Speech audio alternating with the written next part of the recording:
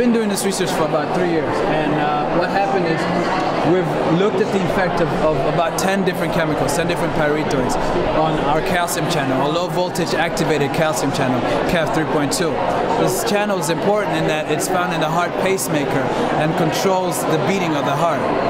So what we're doing is we treat it with pesticides. Pesticides are used all over the world in urban agriculture programs because they're easily taken up by plants and they really don't stay in the system for long. So they're effective and they're fast.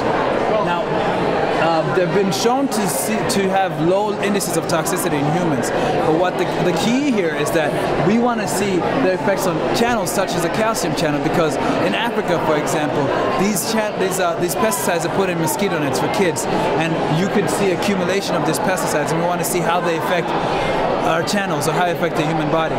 So what we're doing is we're setting up a watershed study based on the watersheds that we have on Aquidneck Island. So what we're doing is we're monitoring the Bailey's Brook watershed and the Maidford River watershed, which are the two watersheds that feed directly into our primary and secondary drinking water sources. So what we're actually doing is we're monitoring it for dissolved oxygen levels and then nitrate and phosphate contamination, which are nutrients that organisms use in order to grow and sustain life. We also monitor bacteria levels, which my partner Kylie focused on, but I focused more on the overall conditions of the watersheds, which can be told by the dissolved oxygen, nitrates, and phosphates. Maybe I work with a cancer biomarker, interleukin-8. It's a biomarker for head and neck squamous cell carcinoma. So basically, when someone has elevated levels of this in their blood, they're more likely to develop this certain kind of cancer.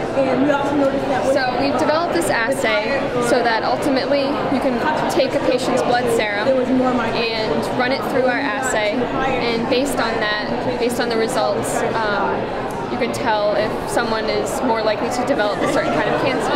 Alright, so our lab works with the protozoan parasite Leishmania donovani, which is endemic to the tropics and subtropics such as Iran and Iraq.